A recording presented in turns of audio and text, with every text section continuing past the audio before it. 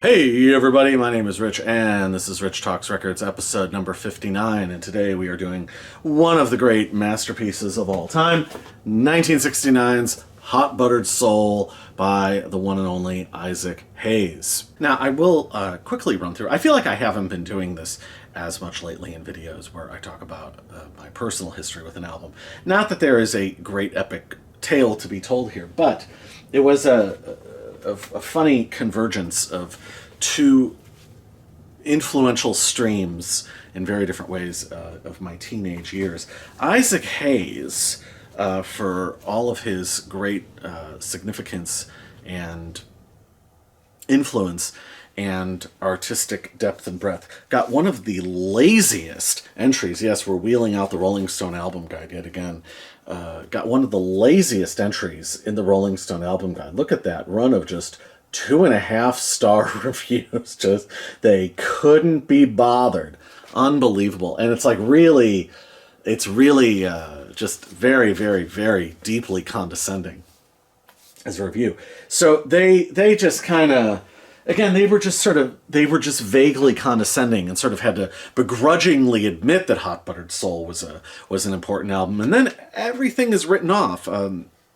The Shaft soundtrack is written off as mundane action music, and I remember thinking, because by this point, by the time I was reading through nearly every single entry of the Rolling Stone album guide, 14, 15 years old, other than getting certain acts right, like getting the Rolling Stones, or for that matter, speaking of Otis Redding, right, there were certain artists that they held a certain amount of reverence for, and then other people were. I mean, even like David Bowie, just kind of tossed aside. So that other than certain acts, I was starting to really develop the opinion of later for the Rolling Stone album guide, and it's actually a really good indication of things that you should check out in the opposite direction. The more that something is a 2-star review, the more it might actually be pretty cool to check out. So anyway, and they can have all the Bruce Springsteen and U2 in the world for themselves. But the other stream, where Hot Buttered Soul specifically, is in Harvey Kubernik's wonderful liner notes on the much maligned Black Flag 1984 half spoken word, half instrumental album Family Man, where Harvey Kubernik notes that Henry Rollins is being interviewed for some college or independent radio station, and he is going through their record library, specifically looking for Isaac Hayes' Hot Buttered Soul. And I remember thinking, if it, 15-year-old me, probably 15, if it was good enough for Henry Rollins and not good enough for the Rolling Stone album guide, means it is more than good enough for yours truly. And you as well, damn it. So, and I will just take a side note here and diverge for a quick moment and just say, as a teenager, as much as I loved Black Flag, and as much as there were certain Rollins band things I loved, or if nothing else, liked very much, I have to say, Rollins' influence as a person with totally wide open listening tastes. I mean, I know I did the Songs Nirvana Taught Us video. I could easily do one for Henry Rollins. There's so much stuff. Hot Buttered Soul being one of many. I started listening to Duke Ellington because of Henry Rollins. I checked out. I mean, I was already listening to Miles Davis, but I already knew who John Coltrane was, but I went deeper into John Coltrane because of Rollins. There's a lot of music that I checked out because of Rollins. Again, I already liked, or at least knew about, or knew that James Brown was good, but it was Rollins' sort of encouragement to go further with James Brown. There's a lot of music like that. He was a really, really healthy, positive influence for a young suburban kid, primarily interested in rock music, because he listened to so much other stuff, and then all this different experimental music, etc. And I'll tell you, it wasn't, in 1993, it wasn't very sharp to be listening. I loved Prince, but I mean, he would talk about Prince. It wasn't sharp especially if you were in punk rock or indie circles, to be into Prince. I can tell you, it wasn't considered cool to be into James Brown. It really, really wasn't. And I remember having the really horrifying experience of having a friend over who was another sort of punk rock indie kid weirdo. He was a little younger than me, and he had never heard Parliament Funkadelic outside of Dr. Dre and Snoop Dogg references. And I decided to play him some stuff, and I will never forget, there was a girl there with us too, and I'll never forget, I put on Flashlight, the great masterpiece. And he turns to me after about like 20 seconds, like with a big, he's like laughing, and he turns, he's like, "Oh, I see why you get this. It's like disco." And he starts like making fun of it and doing like a mock John Travolta pointing at the sky disco thing. And he's like, and he somehow thought that this was like novelty music. And I was like, "No, this is serious. This is awesome. This is as awesome as anything else, you know?"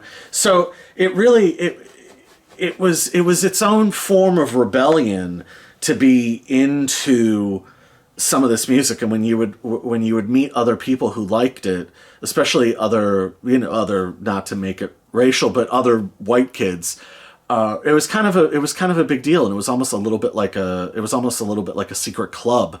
I remember being in this one punk rock kid's car, and it turns out that he liked Frida Payne's Band of Gold, and we sort of bonded over that. And like J.J. Jackson's It's All Right and stuff. So, but Rollins played a real role in, I didn't really have those barriers per se, but in helping to break some of those barriers down, at least for some people. Anyway, I just wanted to, I've been meaning to put that in a video for a long time, so I might as well, I'm just throwing that in here. Now we will get back to talking about Isaac Hayes, I promise. So there are already a couple pretty good, very well-researched videos out there about Isaac Hayes, and specifically Hot Buttered Soul. So I don't want to get too far down the rabbit hole of personal history. And then a lot of this stuff is also repeated like in the Wikipedia articles and stuff like that. So I'm not going to, I don't want to spend too much time contextualizing it, because I feel like you can find a lot of that information elsewhere. But suffice to say, this album was made over the course of 2 separate sessions, March and May of 1969. The March sessions were at Arden Studios in Memphis, and then up to Tara Sharma Studios in Detroit, which is where the string overdubs were done. The March sessions were cut over 2 nights, and then, like I said, all the overdubs were done later on in Detroit. Now, as a lot of people know, Isaac Hayes had been a staff songwriter at Stax, along with Dave Porter. He co-wrote "Hold On, I'm Comin'," one of the greatest songs ever written. And speaking of greatest songs ever written, he co-wrote "Soul Man," among others. And he also played on records. So he was a piano player, and he was just kind of an all-around musician, kind of in a way. I mean, though he already had a singing career, but kind of in the same way that Marvin Gaye did. So Marvin Gaye playing drums on Dancing in the Street, so that Marvin could pick things up and just start playing, and was originally hoping to get into Motown as a piano player. A lot of people seem to think that this is Isaac Hayes' debut album. That is not true. In 1968, he had put out Presenting Isaac Hayes, which apparently, if I remember the story correctly, was recorded as sort of a adjunct of, I guess, like the Stax office Christmas party or a birthday party that they were having, that he grabbed a bunch of people sort of at the end of the night and said, "Let's go make a record." Now, that album is often written off, and often sort of that Hot Buttered Soul is almost considered like his real debut. There's this curiosity that predates it. But I think that, Presenting Isaac Hayes purely on its own terms is a really, really cool, interesting record. It is very minimalist. It is very understated and loose and sprawling. And I can see why it wouldn't have made that much of an impact on the popular, in popular tastes. But I do think that and maybe someday I'll do a video about that album, because I do think that the reputation of it needs to be rehabbed. And also the reissue has the full 19-minute version of Precious Precious, which is really remarkable. So, Isaac already, as a musician and as a songwriter, and I think that first album is a really beautiful, really underrated entryway into him as a recording artist and him presenting himself as a vocalist. So, and then there is, of course, the big bang of Hot Buttered Soul. But I think that he was already well on his way. Now, I've done a lot of thinking about this in preparation for this video.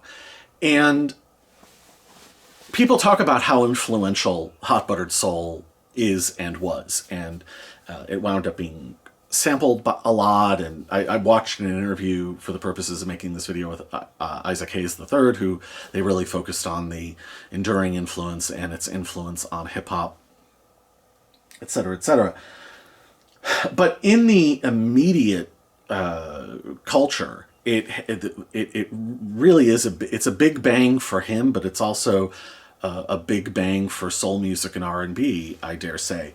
And so I actually kind of went and started looking up recording dates to try to see who were his peers and colleagues who were sort of out there right at the end of the 60s. So at this point, George Clinton, Parliament Funkadelic were starting to record the first Funkadelic album, but that sort of hadn't emerged yet out into the world. Marvin Gaye, this is around the time of the MPG album. So even though we're in the denser era of the Norman Whitfield productions, Marvin still hadn't fully broken out as a largely self-contained auteur as he soon would. Stevie Wonder is pre Where I'm Coming From and Music of My Mind. So, and he still had to make Signed, Sealed, and Delivered, which is the last sort of like in the classic Motown model. This is post Otis Redding, and also Curtis Mayfield hadn't made Curtis yet. So the impressions were still, as much as they had developed and as great as they were still making like 2.5-minute songs at this point. So I think the only peers and colleagues that Isaac would have had at this point who were either further out in front of him or he quickly soon joined right next to, way on the outer forefront, would have been James Brown and Sly Stone. So these guys really, really were pioneers, and there's a fearlessness to Hot Buttered Soul that I still think transcends its time, influence on hip-hop notwithstanding. There are still moments that kind of feel like music of the future. And I had Bitches Brew even come out yet? I forget what month Bitches Brew came out. So this is still way, way, way out there. And I think the big bangness of it really kind of can't be overstated. But I was thinking about it, and I was thinking, because there are moments on this album, and there are ideas in this album and things about this album that are so unprecedented and so left field. You do start to wonder, where in God's name did this come from? And are there any legitimate antecedents to it? Because you can't really look even to like Jimi Hendrix, because his music doesn't really factor into this. And I started really thinking about it, and I started thinking that one of the first antecedents to it potentially could be River Deep Mountain High with Ike and Tina, with Phil Spector producing. And I did think about the ambition and the density of what the original Bar-Kays were doing with Otis Redding, as that was growing by leaps and bounds. I think that if Otis Redding hadn't met his horrendously tragic ending, I have to think Otis would have gotten here at some point I feel like he was like a straight arrow sort of moving through time and would have landed somewhere in 68, 69 with some sort of unprecedented reinvention of his own music and aesthetics. I just have to think that, and I think somebody with that talent level and that openness to music, it would have landed somewhere. But really, I was like, taking, half this album, roughly half this album are songs that were already hits, songs that were already beloved, that are taken to extended, slowed down, extreme, maximalist, almost elephantine, almost absurdist lengths. And who else was doing that in the late 60s? And it is a band that I think has really kind of, to an extent, vanished from history, and I think needs to be put back into history. Because back 35 years ago, I used to see them as one of the progenitors of heavy metal along with Blue Cheer. And that's Vanilla Fudge. Vanilla Fudge were taking, You Keep Me Hanging On and People Get Ready, which are both on the debut album, so that I think that was August of 67. And what are they doing? They're taking these songs, they're slowing them way down, pumping them up. By the way, another band that the Rolling Stone Album Guide truly disliked. They were very dismissive about Vanilla Fudge as well. And blowing things up with and having all sorts of bizarre filigrees and digressions and way overheated operatic emotions. And, Vanilla Fudge doing Motown songs and doing a Curtis Mayfield song, that would have been noticed. That would have been noticed in black music. And it is interesting that George Clinton has always mentioned Vanilla Fudge as a primary influence. And I feel like I've seen interviews or things where they're sort of more nudging him, trying to get him to name check other music. And George Clinton is always pretty clear about that. He mentions Cream, or as he would say, the Cream, and Vanilla Fudge. And I cannot help but wonder, I could not find in an interview with Isaac Hayes that they were a primary source of inspiration for him. But String Overdubs in Detroit, and yes, the main backing tracks were already recorded, but I have to think that would have made some sort of impression. I will also note that the second Vanilla Fudge album cover from 68, it's a riff on that for the first Funkadelic album cover. It's a hop, skip, and a jump over to that. So I think that somewhere between River Deep, Mountain High and the clashing of sensibilities of Ike and Tina specifically, I don't really think Ike had that much to do with that one. Specifically Tina, and then the auteurness of Phil Spector. And then with what Vanilla Fudge were doing, coming from being a heavy rock band, but also doing soul Motown covers, that clash somehow, maybe indirectly, at least leads to this clash, where he's covering Jimmy Webb and Burt Bacharach, and taking that to extreme, elephantine, slowed down, maximalist lengths. It's not that much of a stretch, I dare say.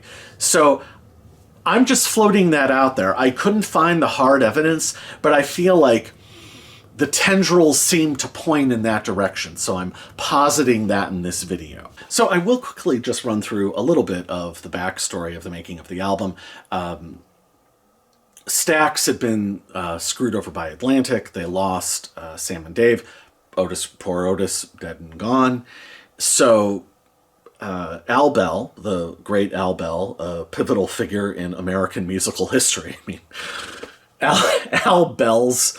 Like, when you look up Al Bell's body of work and everything that he was involved in, it is almost like a joke. It's like impossible to believe that one guy factored in that much music. And I didn't know, and my great friend Van is friends with Archie Bell. I didn't know that they were brothers. I didn't know that until like Van told me. So I had no idea that the man that made Tighten Up is the same guy. Like I had never connected the names. So, but the great Al Bell came up with the idea for the Soul Explosion, to build a back catalog, rebuild a back catalog for Stax. They had lost that with the Atlantic thing. So, to release, I think it was 27 albums and 30 singles. And so Isaac was going to get another crack at making an album, and bummed out by the kind of commercial disappointment of his debut, he said he wanted absolute control.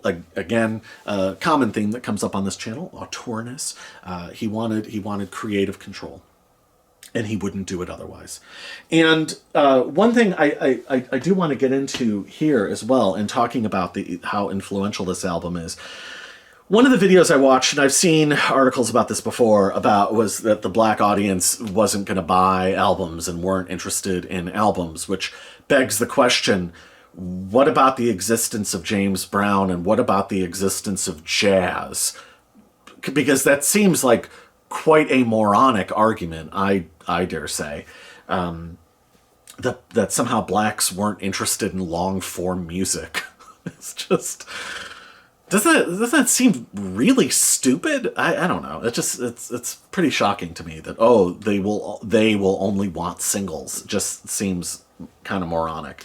But I think that, and this is something that Nile Rodgers talked about very, very, very, very brilliantly in his autobiography when he worked with David Bowie, that other than in his mind, and he's talking about the 80s musical landscape here, but that in his mind, that black radio stations, which were invariably owned by white people, that there was a literalness and a dumbing down to how the music was put across. And he felt that the only two people who had transcended that were Michael Jackson, but then especially Prince, and especially Prince because Prince was so much his own one-man operation.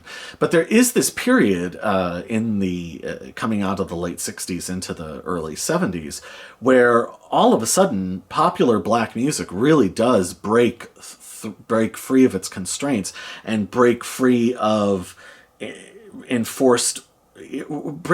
genre constraints, but also break free of literalism or even necessarily the sense of being crowd pleasing. And you have people just making pure artistic statements, and it is all the better and all the healthier for music and for culture. And I believe very strongly in these things. So this album is, I think, you can talk about soul music all you want, sure, but I think there's also a spirit or spiritual aspect of it that I think if you can sort of set the spirit free and show people the limitlessness and show people the full range of what is possible in their own imaginations, I think that's one of the most nourishing and well-meaning things that you can do for people. I think that's about as uplifting as it really gets. I feel that really more than anything delivers on the promise of quote-unquote setting people free. And when you inspire the action in people, especially if it is creative action, and they can take that out into their lives and out into the world, even if they themselves are not particularly artistic, they can be creative about other things. And again, potentially point to some sort of greater truth.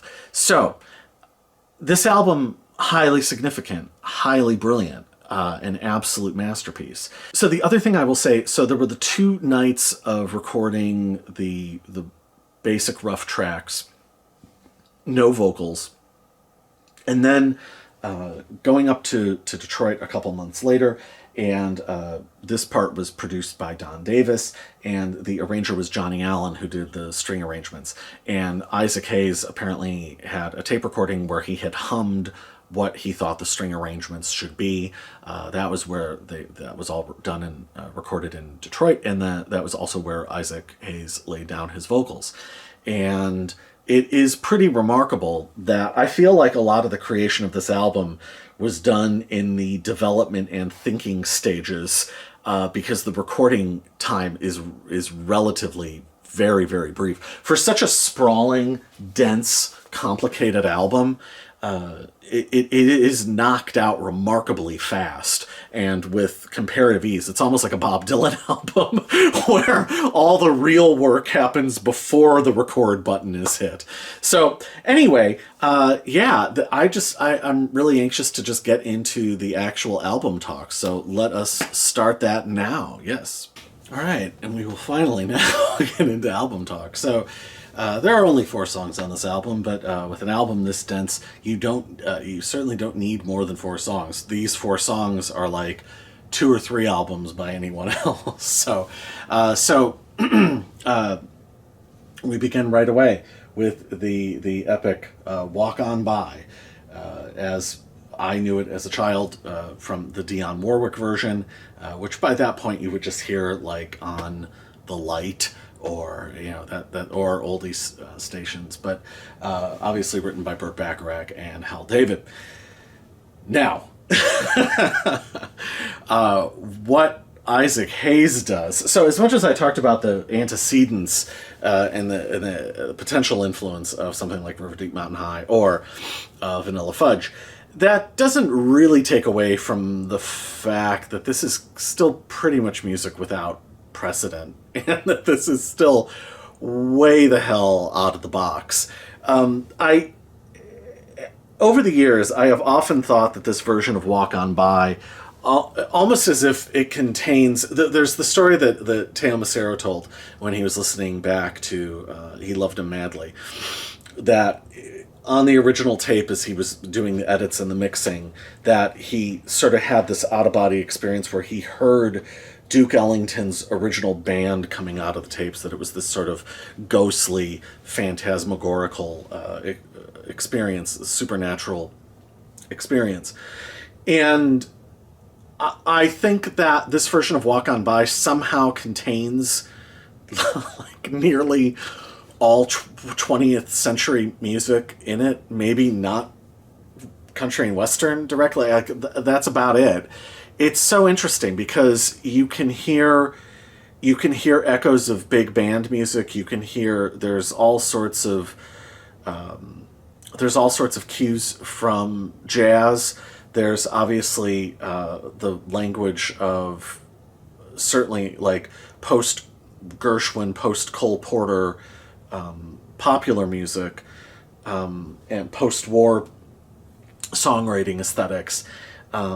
What's interesting is early on when I first was listening to Isaac Hayes, I thought I was slightly puzzled because I was used to, again, James Brown or like a Wilson Pickett. I was used to more belters or somebody who was super suave yet expressive and an outsized personality like a Marvin Gaye or something. And I loved Isaac Hayes' voice, but I didn't quite understand him as a vocalist. And it was when I saw him described as a Nat King Cole-like vocalist that it started to like click more for me with him as a vocalist. And so you have, again, the sort of the jazz influence, but obviously you have soul and obviously blues in there. He's the son of a sharecropper, so that's in there. And also sort of the, whatever I guess you would call country blues or folk blues of Leadbelly is in there. And then you have the emergence of whatever, acid rock, and you have all of these elements. And then with the expanded soundscape and with the bass presence, it's almost like the beginnings of proto-dub. And then with some of the orchestral cues, it's the beginnings, though I can't imagine this would have been an influence, but more like the later Don Costa arrangements on some of like the later 70s Sinatra stuff, and the more sort of overtly, what's the word, Rococo orchestral stylings of some of that stuff that starts to lean into sort of more Vegas-y kind of territory. So it is this really fascinating synthesis of everything happening at once. And the thing is, for something of this level of complexity, what is interesting is the level of how many elements have stark simplicity and sturdiness. That there, in a weird way, is a clash of the maximalist and the minimalist. Because the Bar-Kays are the house band on this. So we have James Alexander on bass, Michael Tolles on guitar, Willie Hall on drums, and Harold Bean plays the guitar solo on Walk On By. So, and it's important to note them, because what, on one hand, what they're doing is so perfect and straightforward, and it is, again, it's sturdy and minimalist and rock solid, and then everything is built on top of that. Yet you can almost listen to this in two completely different ways. You can go into the maximalist part, or you can really focus on what just the band is doing. And you have, I mean, that arrangement and the elements of that arrangement and the sort of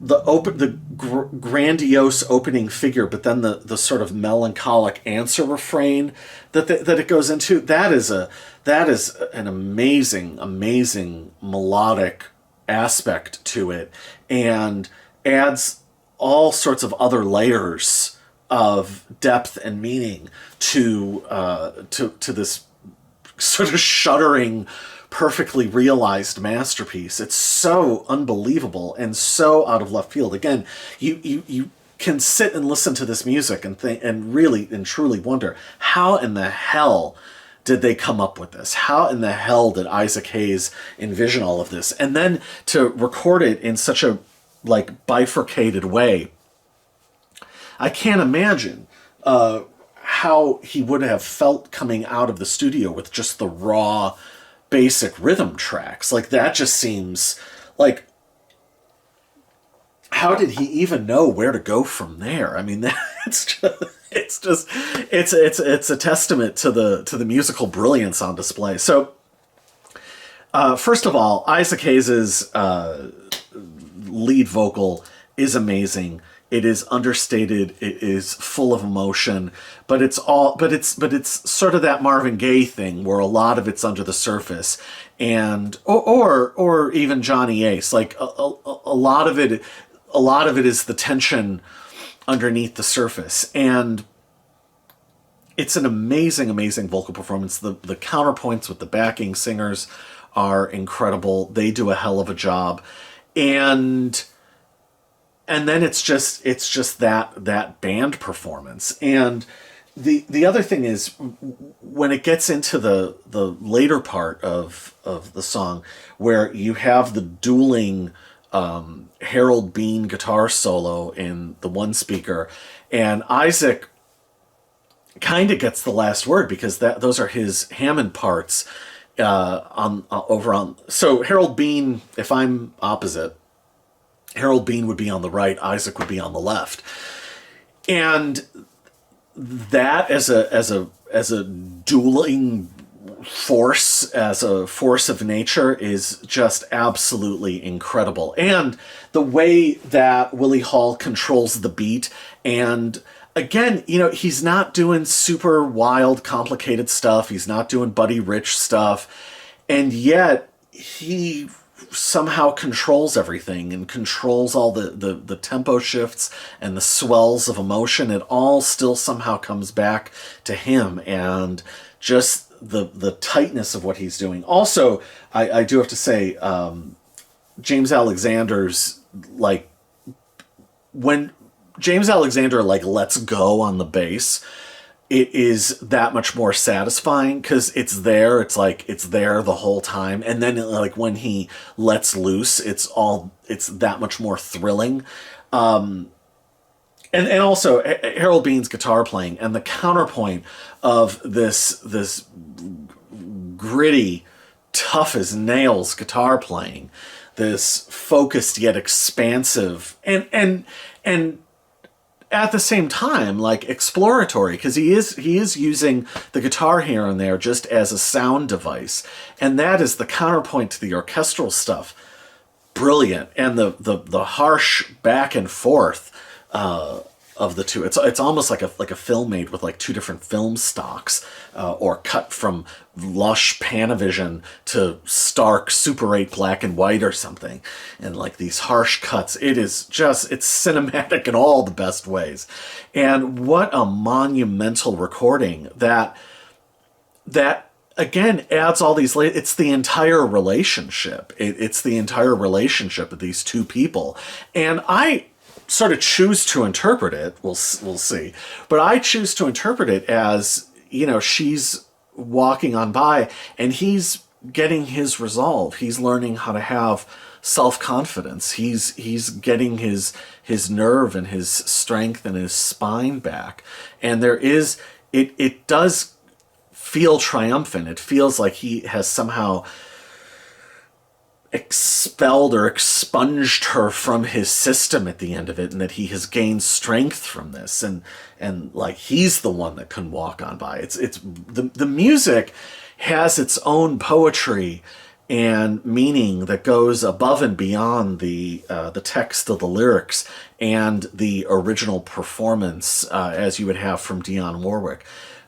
I mean, that is amazing. Like, obviously, like that's one of the great like pop singles of all time. But this goes so far and above and beyond that. Now, there's also apparently the aspect that this was the pain and the sadness was also inspired by, because you know Isaac Hayes was in with Martin Luther King, that this was also inspired by King's assassination. I can't speak to that. It's certainly possible that he would have poured some of those emotions into this, and again, if that is in fact an aspect of it, how much more powerful of an expression as that is this has fallen, this leader, the sort of, I mean, the movement was already having problems and ever widening contradictions, but the idea that of finding hope and perseverance in that that's another layer of the musical poetry of all of this. Also, just the degree to which the orchestral arrangements are perfect, but every single note that the band plays is perfect. I mean, and like the musical intelligence is at such a high level. The other thing in terms of complexity and sturdiness, so, you know, Al Bell produced the original session, along with Marvell Thomas, who we will get to. We will get to him very shortly. But I do have to say, so Russ Torana did the mixing, and the mixing of this is also incredible. This is, I am going to say, one of the best produced records ever made, because you have all of these different sonic elements, and yet everything is equally represented. All the colors are equally vivid and given equal sonic space to express themselves. There is nothing dull or blurry or washed out in any of this. And the contrast of the simplicity, that the mixing uses some very, very, very simple elements of just simply separating the instruments across the spectrum, and that gives it, I used this word in the last video, that gives it a legibility that makes the complexity that much more daring and that much more, well, you feel the ambition of it more, and it has that much more impact. Incredible, an incredible masterpiece. And again, Isaac's organ playing that's as good as his vocals and as good as overseeing this entire goddamn thing and envisioning it and having it in his mind. Just absolutely incredible. How do you carry these ideas around in your mind like that without going mad, you know? So anyway, so that's a masterpiece. That is incredible. There's kind of nothing else like it in a way. And then we get to the second song. And I did break it down. Hyperbolic, syllabic, sesque, daily, mystic. There, yes, I actually did break it apart because I wouldn't be able to say it right otherwise. So I'll just call it hyperbolic for the purposes of talking about it here. So this is the only song that Isaac Hayes wrote for this album, co-written with Stax mainstay Albertus Isbell, and so I absolutely love this song, and I will now tell a little bit about. I talked about how I had found out about this album, but so I got my driver's license in the early summer of 1995, and by the fall of 1995, I was out. I began my many years of not sneaking out, but leaving the house to go for late night drives to places undetermined. I just would pick a direction and go. And so anyway, so I had the radio going. It's, you know, whatever, 1 a.m, 2 a.m, 3 a.m, whatever it is. And I had been out there for a while. And I was out in this area where I don't know what kind of factories it was, but it was kind of an industrial area. And I don't know if it was like rendering plants or whatever, but it was, they had these like smokestack things, but you would see like these like blue flames shooting out, right? And I don't know what they were doing or making in there, but it's like late at night and these flames are going, and there's nothing, like, you know, there weren't even traffic lights out where this was, and it's all one lane, and I'm just driving really fast and flipping channels on the radio. Didn't have a CD player in the car yet. It was before I had the cassette thing and the Discman to put in. And flipping channels on the radio, and I land on this amazing piano solo.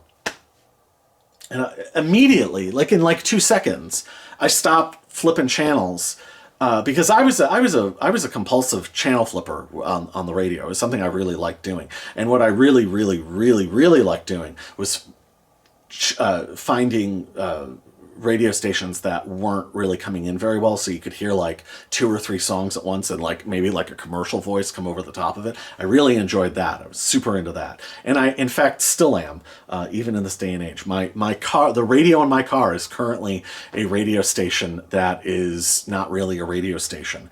And my wife was driving my car a couple weeks ago, and she didn't know that I keep it tuned to that. And I was like, hey, let's listen to a fun song on the radio, and I put it on, and it's like all this static and like 2 and 3 different things happening, and she just like looked at me like, do you want to turn it to a station? I was like, no, this is my favorite radio station. And she's like, Jesus Christ, what's wrong with you? So, but I was super, and it was easier to do in the just the straight dial era, because you really could like, I really had fine-tuned my technique back then. So, but anyway, I stopped doing that because I heard this piano, and like within like 2 seconds, I was like, what the this is awesome. What is this? And I'm driving, and it's like just empty streets, no lights, these factories in the distance, right? Like these flames in the sky. And I don't know I don't even know what I'm listening to, but it just keeps going and going. And I'm like, and my next thought after, oh my God, this is awesome, whatever the hell this is. My next thought was, this sounds like Black Steel in the Hour of Chaos. Like, this is whatever the hell this is. This is like the best thing ever. Who is this, right? So anyway, it eventually gets to the part where, and I remember yelling up and down, like jumping up and down in my seat, like, holy shit, that is Black, like when it gets to the actual sample part, I was like, holy shit, that is Black Steel in the Hour of Chaos. That's where they got this from, you know? And I remember like listening, I had to like listen to like 4 or 5 more songs before the DJ said that was Isaac Hayes. And I don't remember if I owned this album yet or not. Because I had owned this album, I think maybe I had bought this and and I do things like this. I will buy a ton of records and it might take me like a year or two to listen to everything. Or I will like do random things like just listen to side two or something. But I hadn't heard it yet here. So I think I had this record at home and just hadn't listened to side one yet. And it was like, oh my God, like what is that? Like, so it was a really big deal. And it was just this amazing moment of like, this is some of the best music I've ever heard in my life, whatever the hell this is, you know, and recognizing it as a Public Enemy sample. And this was, let me tell you, this was at a time in my life where I was so obsessed with Public Enemy, and this is, you know, sort of still pre-internet. I would go to public libraries and look up in the microfilm, this is post-microfiche, but microfilm, articles about Public Enemy, like newspaper articles about them, just to be able to read anything about them. That's like, so finding this is like a sample was such a big goddamn deal to me. It was like I had discovered, I don't know, uranium or something. It was so wild. So anyway, so this song, that groove, the Bar-Kays, unbelievable. Hall and Alexandria, this is their golden moment. I mean, my God, the groove, the tightness, the toughness, the perfection. And this is interesting because this is all just straight up. Like, this is not this super lush, grandiose, hyper ambitious thing. It's just badass and awesome. And then you have Isaac Hayes, who the restraint, the understatedness is gone. He is just, to use, along with Gonzo, one of the other words that the great Edwin Canestracci has introduced into my lexicon, jivey.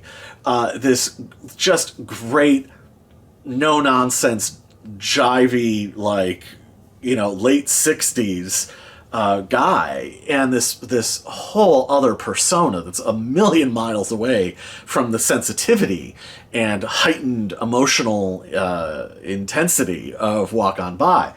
And this guy is laid back, and this is the coolest guy on the planet, you know.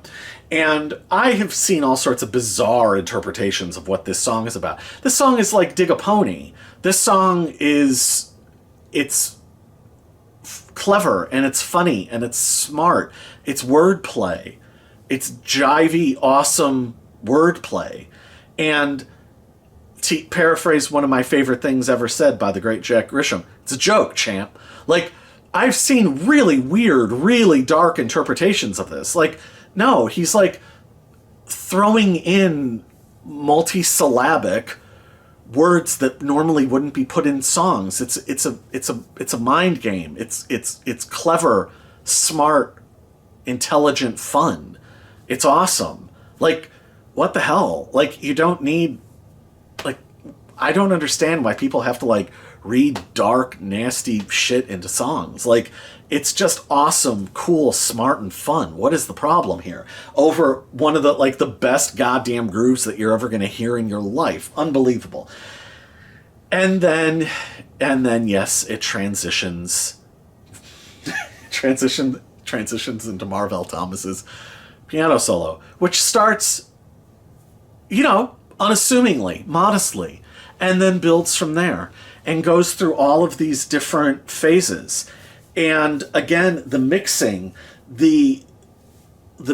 of Isaac across the stereo spectrum with his different interjections, the turning it as things go along into this phantasm where the piano is sort of fading in and out and it becomes like this hologram. That's one thing I forgot to mention about Walk On By, is the climax that it builds to, and then that it ends super simple with the drumming and this awesome, again, almost sort of jazz drumming, this beautiful, like, that's the only way to end Walk On By. It's so perfect. And again, the level of musical intelligence. Anyway, back to I had to get that in there.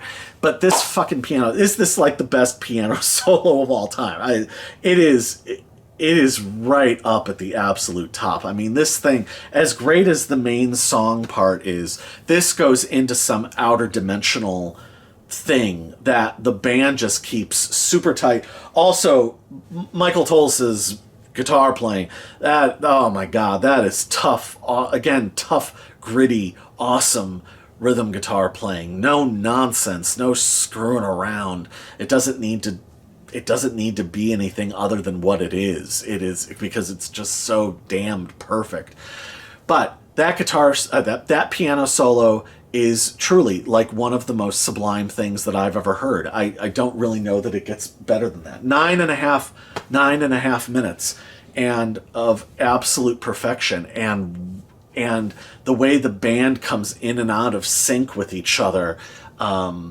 Again, using these super simple elements, but using that into going into these celestial spaces. Absolutely beautiful, transcendentally perfect.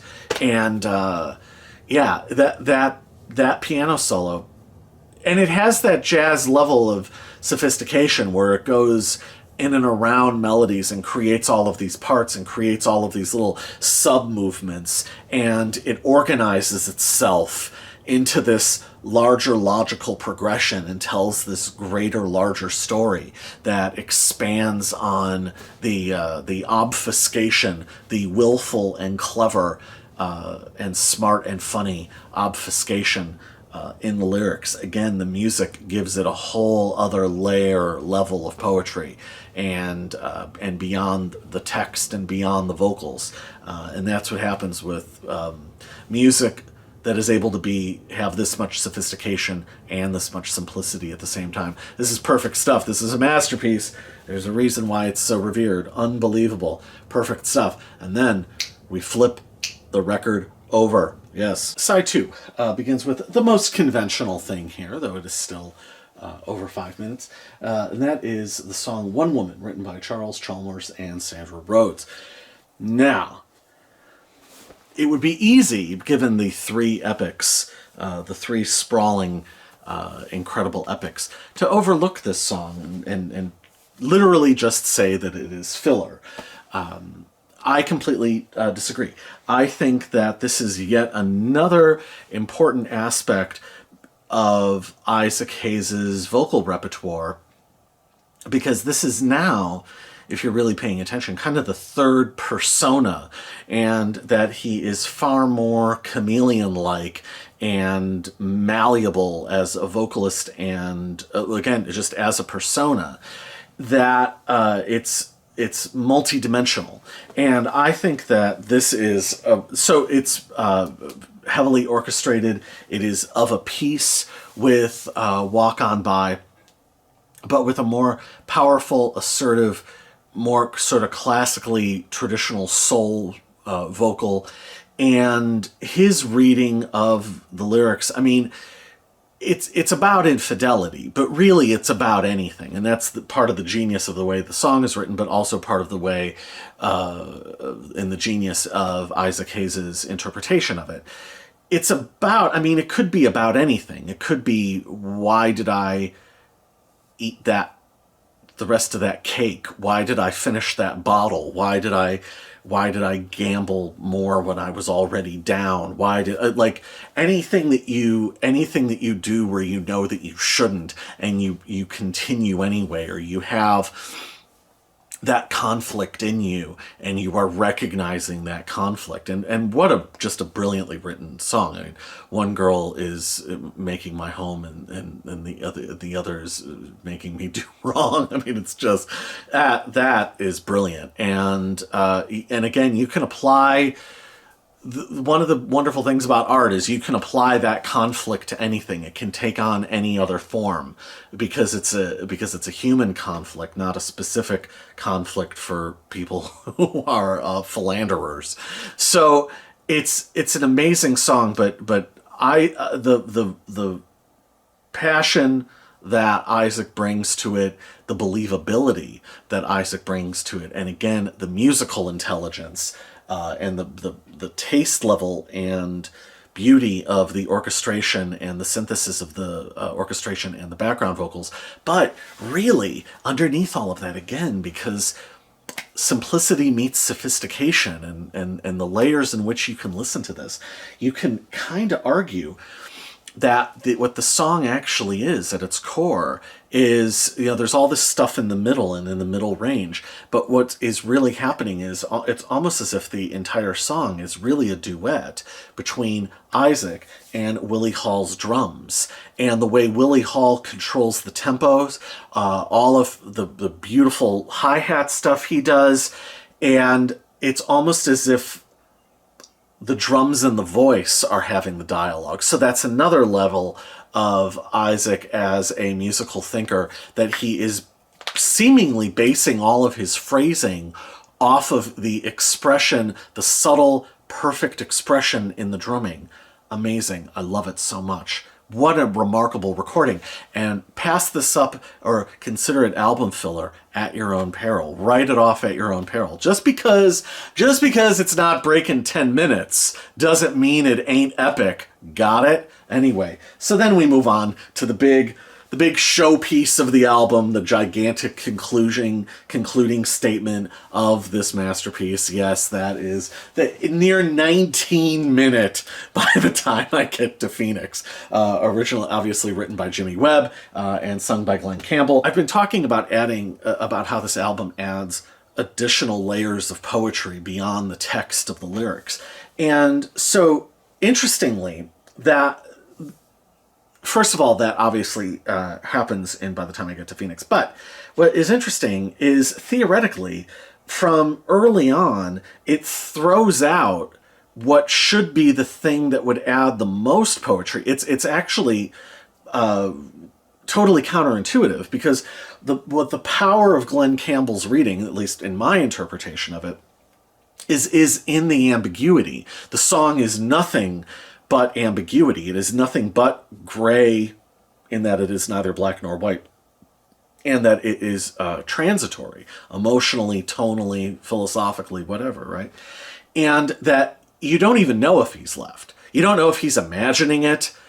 Like, he could be sitting alone in the kitchen, imagining how she's going to respond if he leaves. Like, you don't really know how to take it. You don't really know if, in fact, he actually has left, if he only has one foot out the door. The entire thing is a study of ambiguousness, and that's its power, and all of the understated sadness and muted intensity, like he's a man who can't raise his voice.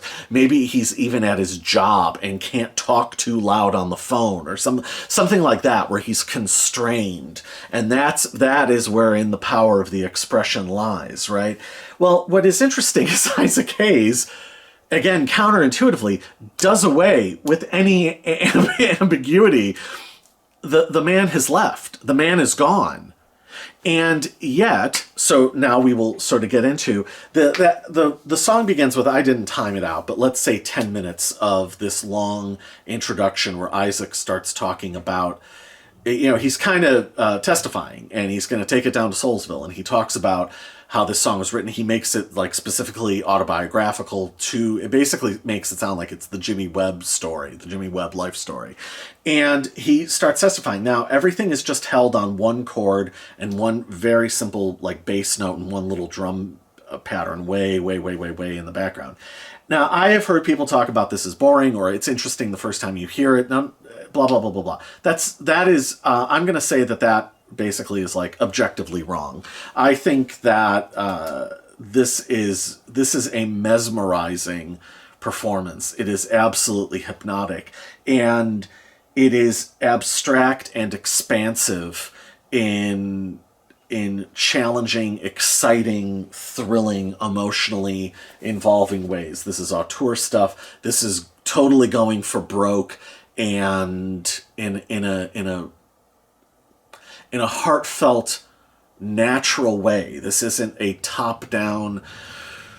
It does not feel like some sort of top-down intellectual exercise of somebody trying to be ambitious and artistic and unique. It is just somebody who is ambitious and artistic and unique and highly creative. And, you know, I love that Isaac says, this is my interpretation. This is my version of it.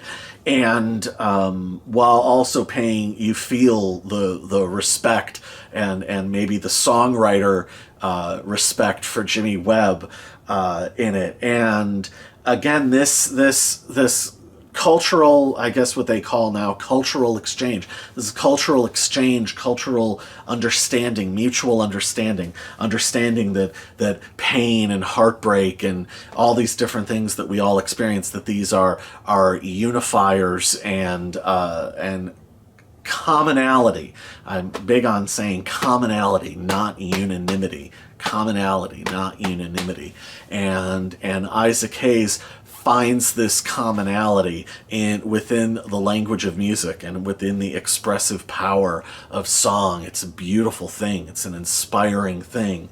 And part of what is interesting, so this is Isaac as a far more traditional soul singer and a great soul singer in more conventional soul singer terms. And he's up there with anybody. He's as good as anybody. He's now used his voice in all these different ways. And especially coming after the largely more, again, kind of Nat King Cole style, understated, introverted vibe of the first album. This is a real outpouring of emotional depth and expressive amazing vocal. Now, what's interesting is eventually the band eventually we do break into the song after Isaac has gone in and extemporized on the story. Because what's so interesting is this is basically like the Jimmy Webb song is, it's sort of like a short story that Isaac Hayes has turned into a novel, or it's like a short story that Isaac Hayes has maybe turned into an entire film, that he has expanded on all of these different aspects of the storyline and taken what is implied in the text and just basically written out these people's lives. And it's so, again, brilliant and unique and creative and imaginative, and it doesn't diminish the spirit. It doesn't negate the ambiguity of the original. It just takes it and goes in a completely different direction. This is maybe, here's one for you.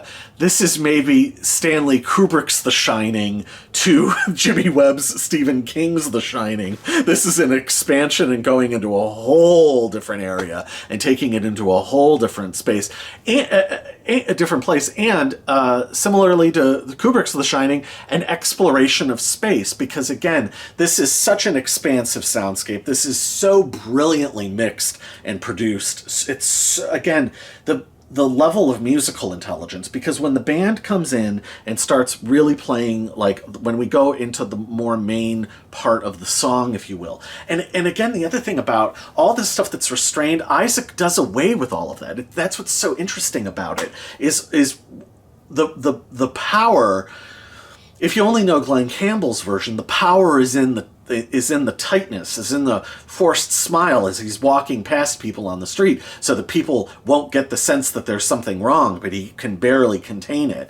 This is just letting it out. This is 1 a.m, like letting it all out, and shirt collar undone. You know what I mean? Like one headlight on above overhead, like one like stray light bulb overhead. This is just getting it out. And what is interesting is the use of the orchestration is then really, really, really spare and just held tight into one speaker. And it sounds it gives the impression almost of like the friend who's listening to this, or the family member or the priest or whoever he's confessing all of this to and getting all of this out to, is almost like it's almost like reassurances. The self-conscious prettiness of the orchestration and the slight tendency to floweriness is almost like somebody like it's okay, like offering assurances and just trying to steady this person, steady their hand, steady them maybe up the stairs, whatever, that it's going to be okay, there's going to be a tomorrow. But then what is interesting is the orchestration also starts to shape shift and blend into the rest of the band. And again, this is fully hypnotic. You need that long 10-minute thing on the one note because you need to go into then in this longer section where everything is just blending and bleeding into one and everything is just running together. That absolutely has to happen because then Isaac, again, after the vocal ends, he gets the last word with the organ and those organ stabs. It finally sort of gives way to catharsis and release. And again, we're in a similar realm. It is a somewhat similar journey to Walk On By, where you do get the sense that no, this guy has left. And there is going to be a tomorrow. This is not a doomed, forlorn. Will he go back? Will he not go back? Again, this is another way of telling the story of a man finding strength, finding resolve. It's a whole different kind of soul power. It's a whole different expression of that, and what in therapy speak you call self-led energy, as opposed to parts-led energy, and it's a way of reclaiming dignity, and I think sometimes in people's lives, ego is the great mirage. Ego is what you use to lift yourself out of a depression or out of a morass or out of an uncertainty. You use ego, but ego only works but so much. Ego is like a adrenaline spike. And then you can start to go back down again, and that's like the cyclical nature of it. It doesn't happen if you develop and work hard to develop a real sense of dignity and self-esteem, because then you don't bottom out again and it stops being cyclical. So you can still have the ego you need to get you above ground, but you stay on the ground. You stay real and connected to actual life with dignity and self-esteem and soul power and hot buttered soul. And that's the soul of a man, the soul of expression, the soul of a true artist. This is brilliant. This is a true masterpiece, an epic album, an epic outpouring of emotion and artistry and creativity and thought. And I think it has a great spiritual dimension to it and incredible expressiveness. An absolute masterpiece. Love it, love it, love it, love it, love it, love it. And if nothing else, does it just straight up have the greatest piano solo of all time? Maybe it does. So anyway, I will just very quickly say, where did Isaac Hayes go from here? Because Hot Buttered Soul is obviously a masterpiece, but I think sometimes, and certainly the Rolling Stone album guide, you saw those 2.5-star reviews. What's interesting is in the next year, after creating this language, and this is his language, as much as all the jump cuts and intertextual interruptions, et cetera, are Godard's language. This is his musical language, and that he carried around in his mind. He remained remarkably consistent. He made 2 really strong albums in 1970, The Isaac Hayes Movement and To Be Continued. Then in 1971, he released what is probably his commercial apotheosis, and that is the Shaft soundtrack. And then what might be his most defining work, I don't know if it's up there right here with greatest work, and that obviously is the epical Black Moses, which is amazing. And there's also the underrated, kind of in the same way of Sly Stone's Fresh is in some cases. I think now it's probably not underrated any longer. I think enough people came around to it. But Isaac Hayes' album Joy from 1973 is absolutely fantastic. And I feel like that 5-year run, and however many albums that comes out to, that is, to me, his core run, and there's some great stuff after that, but that's the core run, and that's a really, really, really beautiful string of albums to kind of lose yourself in. So yeah, that's Isaac Hayes. Love him, amazing, a truly, truly great artist, and yeah, so that I guess just about wraps things up here, and I will be back soon enough with another exciting video. We're very, very, very, very close now to 300 subscribers, so you know, please like and comment and subscribe and tell all your friends and all that sort, and and of course, yes, do all the YouTube things, he says, and yeah, so like I said, I will be back soon enough with another exciting video, and until then, everyone, I will see you next time. Bye!